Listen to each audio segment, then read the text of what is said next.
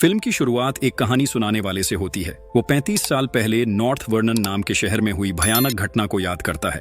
अक्टूबर 1987 में टिफनी अपनी 16वीं birthday party की रात अपने गैरेज में बेरहमी से मारी गई। बस 2 दिन बाद मरीसा अपने परिवार के जंगल वाले केबिन में मृत मिली। फिर हैलोवीन की रात तीसरी लड़की हेदर को एक अम्यूजमेंट पार्क के पार्किंग लॉट में मार दिया गया। तीनों की उम्र 16 साल थी और इन्हें 16 बार चाकू मारा गया था। तो इस किलर का नाम था स्वीट 16 किलर। इसके बाद उसने कभी किसी की हत्या नहीं की और उसकी असली पहचान भी सामने नहीं आई। तब से इस किलर का मास्क काफी फेमस हो गया। हर हैलोवीन पर लोग स्वीट 16 किलर का कॉस्ट्यूम पहनते हैं। आज हम मिलते हैं एक लोकल आदमी क्रिस डुबासाज से, जो इन केसेस पर पॉडकास्ट करता है। हर हैलोवीन वो मर्डर साइट्स का टूर भी करवाता है। ऐसा लगता है जैसे उसकी जिंदगी में इसके अलावा कुछ खास नहीं है। अगले सीन में एक लड़की जेमी दिखती है, जो हैलोवीन कॉन्सर्ट के लिए तैयार हो रही है। थोड़ी देर बाद उसकी माँ पैम आती है और उसे बाहर जाने से मना कर देती है। पता चलता है कि पैम 1987 में मारी गई 3 लड़कियों की करीबी दोस्त थी, इसलिए 35 साल बाद भी वो कातिल से डरी हुई है। लेकिन जेमी जिद करती है कि वो जाएगी क्योंकि उसे सेल्फ डिफेंस आता है।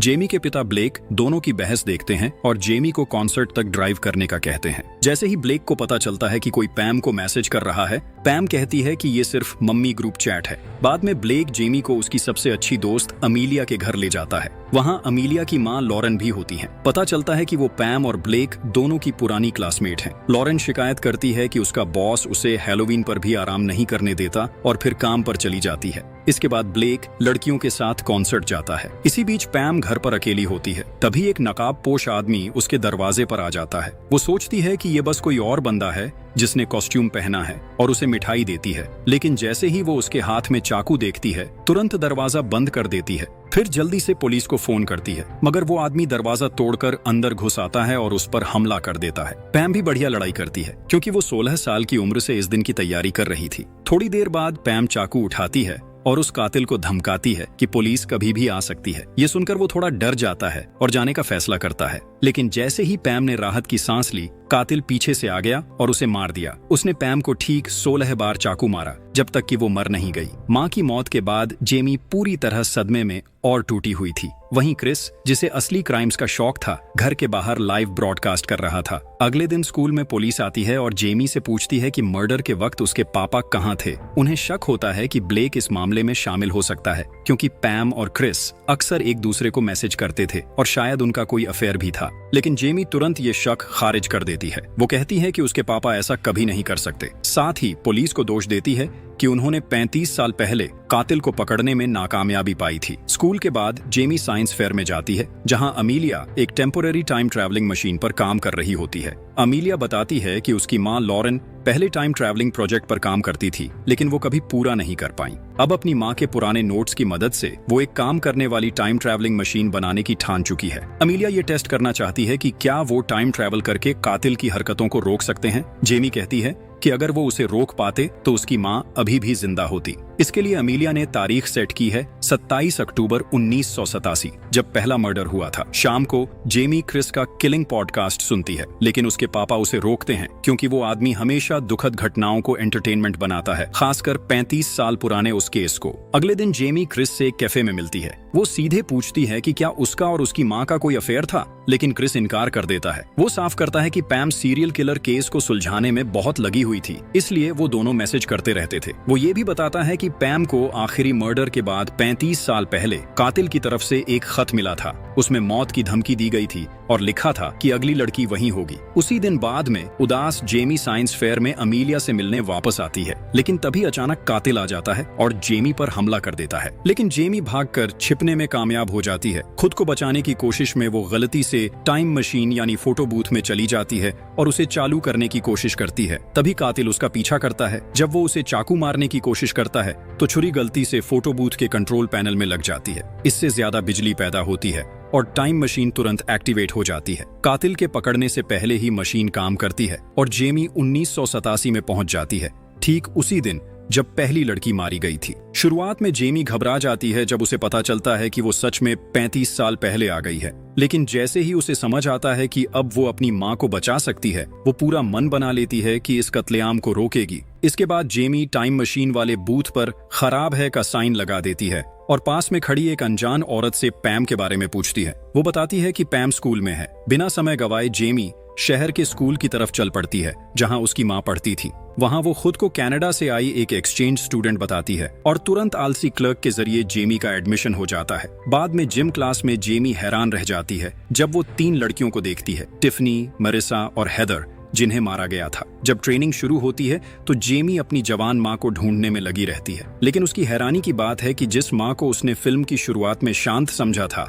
असल में वो बिल्कुल अलग निकलती है। क्लास के बाद जेमी को पता चलता है कि उसकी मां खुद को सबसे अच्छा मानती है और सब पर हावी रहती है। जेमी ये भी जान लेती है कि उसी शाम टिफनी की बर्थडे पार्टी है जहां उसकी मौत होने वाली है। जेमी लड़कियों को पार्टी कैंसिल करने के लिए मनाने की कोशिश करती है। वो कहती है कि ये बहुत गलत है, लेकिन कोई उसकी बात नहीं मानता। नाराज होकर जेमी लोकल पुलिस के पास जाती है और उन्हें चेतावनी देती है कि टिफनी के घर एक मर्डर होने वाला है, लेकिन पुलिस वाले हंसने लगते हैं और कहते हैं कि उनके शहर में कभी कोई मर्डर नहीं हुआ। अब जब और कोई चारा नहीं बचता तो जेमी स्कूल में इधर उधर ढूंढने लगती है और आलसी क्लर्क से अमीलिया की मां लॉरेन के बारे में पूछती है। फिर वो लॉरेन की क्लास में जाती है और वहां उसे पाती है। जेमी से लॉरेन थोड़ा कंफ्यूज हो जाती है। जब जेमी उसे ढूंढ लेती है तो वो बताती है कि उसकी बेटी फ्यूचर में टाइम मशीन बनाएगी और पूरी सिचुएशन समझाती है। जेमी उसे आने वाली किलिंग्स और अपनी नोटबुक के डिटेल्स भी बताती है। हैरानी की बात यह है कि लॉरेन उस पर यकीन कर लेती है क्योंकि कोई और उस सीक्रेट नोटबुक और टाइम मशीन की प्लान के बारे में नहीं जानता। जेमी कहती है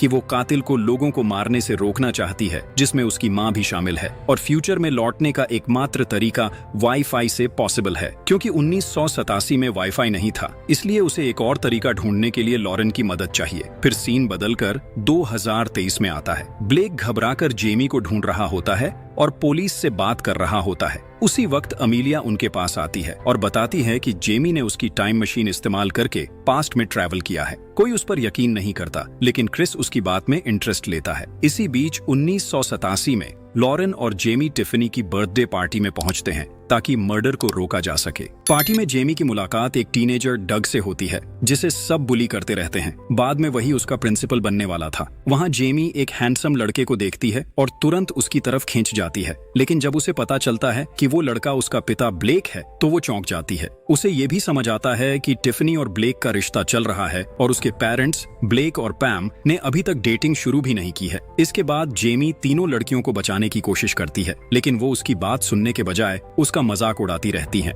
थोड़ी देर बाद टिफनी एक लड़के को ऊपर ले जाती है, लेकिन वो जल्दी से बाथरूम चली जाती है। जब वापस आती है तो लड़का गायब होता है। उसे अलमारी से आवाजें सुनाई देती हैं और वो इंतजार करती है कि शायद लड़का बाहर आएगा। तभी कातिल अलमारी से बाहर निकलता है और टिफनी पर हमला कर देता है। वो उसे बेरहमी से चाकू मार देता है। पार्टी में तेज म्यूजिक बज रहा होता है। जेमी घबराकर टिफनी को ढूंढती रहती है ताकि उसे बचा सके, लेकिन अफसोस कुछ देर बाद जब उसे मिलती है तो वो पहले ही मर चुकी होती है। पेरेंट्स के बेडरूम में जेमी को एहसास होता है कि वो पास्ट में चीजें बदल सकती है। नॉर्मल टाइमलाइन में टिफनी गैराज में मरी थी, लेकिन अब बदली हुई टाइमलाइन में उसका बॉडी उसके पेरेंट्स के बेडरूम में मिलता है। इसके बाद जेमी और लॉरेन पैम को घर छोड़ते हैं ताकि वो अकेली न रहे, क्योंकि कातिल अभी भी बाहर घूम रहा है। जब पैम पूछती है कि उसे मर्डर के बारे में कैसे पता चला, तो जेमी कहती है कि वो साइकिक है और इसी वजह से बता सकती है कि कौन मरेगा। फिर तीनों डिसाइड करते हैं कि वो रात भर साथ रहेंगे। जेमी पैम से पूछती है कि क्या उसे पता है कि कोई उन्हें इतना नफरत करता है कि मार दे। पैम मानती है कि कातिल कोई भी हो सकता है, क्योंकि उसने और उसके दोस्तों ने कई लोगों को परेशान किया है। 2023 में अमीलिया अपनी टाइम मशीन पर काम कर रही होती है ताकि जेमी को वापस ला सके। तभी क्रिस वहां आता है और मशीन को देखने में इंटरेस्ट दिखाता है। बातचीत के दौरान क्रिस को अचानक याद आता है कि उसने जानकारी गलत याद की थी। असल में टिफनी की हत्या बेडरूम में हुई थी। शुरुआत में सबको लगा था कि मर्डर गैराज में हुआ था, लेकिन ऐसा नहीं था। अब साफ होता है कि जेमी के पिछले एक्शन समय की धारा में असर डाल रहे हैं। आखिरकार अमीलिया और क्रिस 1987 की एक फोटो देखते हैं और मानते हैं कि जेमी सच में टाइम ट्रैवल करके पास्ट में पहुंच चुकी है। पास्ट में जेमी कोशिश करती है कि सब लोग कैबिन ना जाएं, क्योंकि वहीं अगला मर्डर होने वाला है। वो मरिसा को मनाती है कि सब लोग सिटी चलें। ये सुनकर मरिसा कहती है कि वो अपने पेरेंट्स के कॉन्डो जा सकते हैं और जेमी भी मान जाती है। टीचर ने जेमी की जोड़ी उस अजीब और अक्सर बुली किए जाने वाले लड़के डेमन के साथ बना दी। जेमी को उसकी नोटबुक में कुछ अजीब ड्राइंग्स दिखती हैं। इसके बाद मरिसा और बाकी लड़कियां जेमी को लेने आती हैं और सब मरिसा के पेरेंट्स के कॉन्डो की तरफ निकलते हैं। लेकिन जब वो वहां पहुंचते हैं तो जेमी हैरान रह जाती है। वो कॉन्डो नहीं बल्कि वही डरावना कैबिन होता है जो जंगल में था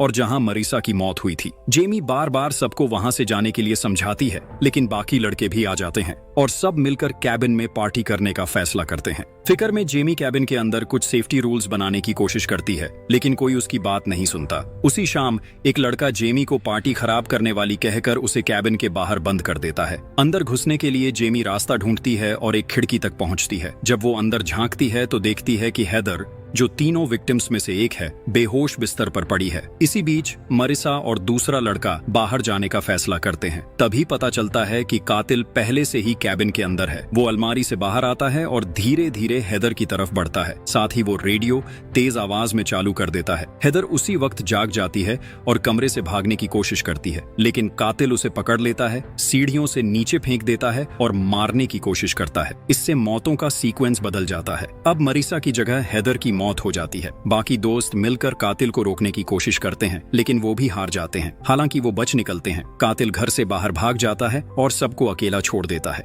फिर सारे बच्चे पुलिस स्टेशन जाकर मर्डर की रिपोर्ट करते हैं। जेमी मदद करने की कोशिश करती है और पुलिस को कातिल का खून डीएनए टेस्ट के लिए देती है, लेकिन पुलिस को तो ये भी नहीं पता होता कि डीएनए होता क्या है। स्कूल में जेमी डेमन से बात करती है और समझती है कि वो बस एक सिंपल नर्ड लड़का है जिसका कातिल से कोई कनेक्शन नहीं है। तभी डग आता है और सबको क्लास के अंदर जाने को कहता है। इस घटना के बाद पूरी गैंग और जेमी मिलकर कातिल को पकड़ने की प्लान बनाते हैं। वो मरिसा को चारा बनाने का डिसाइड करते हैं, क्योंकि जेमी जानती है कि 1987 में आखिरी में वही मारी जाती है। लेकिन इस बार सब लोग रेडी रहेंगे और जैसे ही कातिल सामने आएगा उसे पकड़ने की कोशिश करेंगे। दूसरी तरफ लॉरेन को टाइम मशीन चलाने के लिए एक्स्ट्रा पावर चाहिए। वो एक पॉपुलर अट्रैक्शन को टेम्पररी टाइम मशीन में बदलने की कोशिश करती है ताकि जेमी फ्यूचर में जा सके। वहीं प्रेजेंट में क्रिस और अमीलिया अपनी मशीन ठीक करने में लगे हैं। फिर फिल्म कट होती है हैलोवीन की रात पर। मरिसा मस्ती करते हुए अम्यूजमेंट पार्क में घूम रही होती है और कातिल चुपके से उसका पीछा कर रहा होता है। वो एक हॉरर हाउस में जाती है जहां बाकी सब बेचैनी से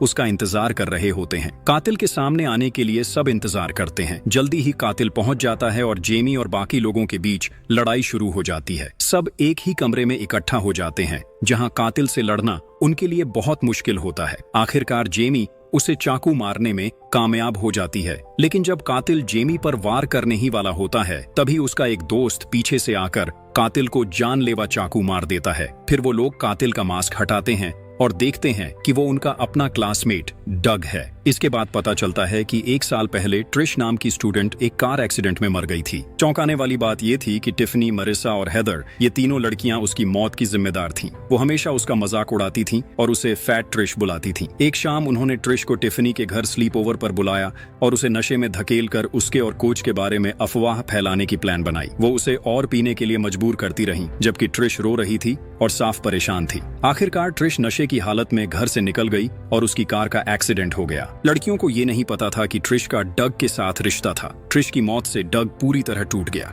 इसलिए अपनी मोहब्बत का बदला लेने के लिए उसने मास्क पहनकर उन लड़कियों को मारना शुरू कर दिया। ये सब सुनकर जेमी अपनी माँ पैम से नफरत करने लगती है, क्योंकि वो बहुत सख्त थी। लेकिन पैम बताती है कि वो उस स्लीप ओवर में नहीं गई थी क्योंकि उसकी टिफनी से लड़ाई हो गई थी। पैम कहती है कि वो कभी इतना भयानक काम नहीं कर सकती। मरिसा भी ये साबित करती है कि पैम उस प्लान में शामिल नहीं थी। अब जेमी कंफ्यूज हो जाती है कि डग ने पैम को धमकी वाला नोट क्यों भेजा। आखिरकार 2023 में डग को मार दिया जाता है, लेकिन इससे पहले कि सब नॉर्मल हो पाए एक दूसरा कातिल आता है और पीछे से मरिसा को मार देता है। ये शख्स जेमी का पीछा करता है और रास्ते में क्रिस के पिता को भी मार देता है, जो लाइव टीवी पर थे। आखिरकार सब लोग टाइम मशीन तक पहुंचते हैं, जो अब काम करने लगती है। लॉरेन जेमी को समझाती है कि जैसे ही राइड शुरू होगी उसे अंदर ही रहना होगा। अगर वो ऐसा नहीं करेगी तो दीवार से टकराकर मर सकती है। लेकिन जैसे ही दोनों बात कर रहे होते हैं, कातिल आकर उन पर हमला कर देता है। जेमी लॉरेन से तुरंत बाहर निकलने को कहती है और वो चली जाती है। फिर जेमी मशीन चालू कर देती है।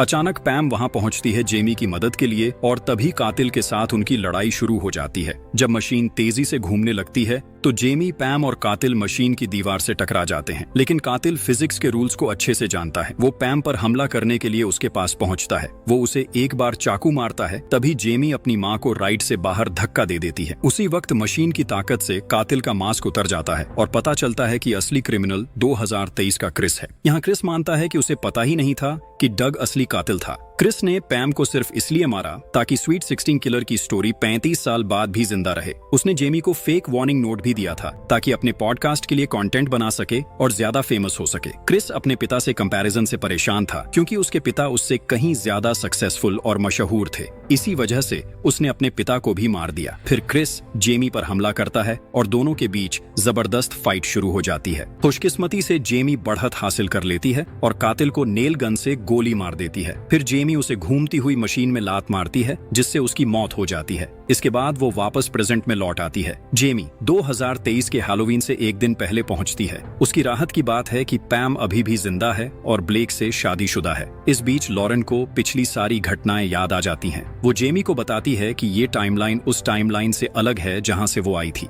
इसलिए लॉरेन ने एक किताब बनाई है जिसमें उसने सारी बदलती हुई बातें लिखी हैं। अचानक एक आदमी जेमी का स्वागत करता है और घर के अंदर चला जाता है। फिर लॉरेन समझाती है कि इस टाइमलाइन में जेमी के पेरेंट्स पहले ही एक साथ आ गए थे और अब उसका 34 साल का भाई है जिसका नाम जेमी है, जबकि उसका खुद का नाम अब कॉलेट है। साथ ही लॉरेन एक बायो इंजीनियर है और अमीलिया अभी भी जेमी की बेस्ट फ्रेंड है। आखिर में इस टाइमलाइन में क्रिस भारत के एक मठ में रह रहा है। उसने अपने पिता की मौत लाइव टीवी पर देखी थी और गहरे सदमे में चला गया, बिना ये समझे कि किसी दूसरी टाइमलाइन में वही असली क्रिमिनल था। तो दोस्तों, ये मूवी आपको कैसी लगी? जरूर कमेंट में अपनी राय बताना। मूवी अच्छी लगी हो तो एक लाइक देना और दोस्तों के साथ शेयर करना मत भूलना। ऐसी और मूवी एक्सप्लेन देखने के लिए हमारे चैनल से जुड़े रहो।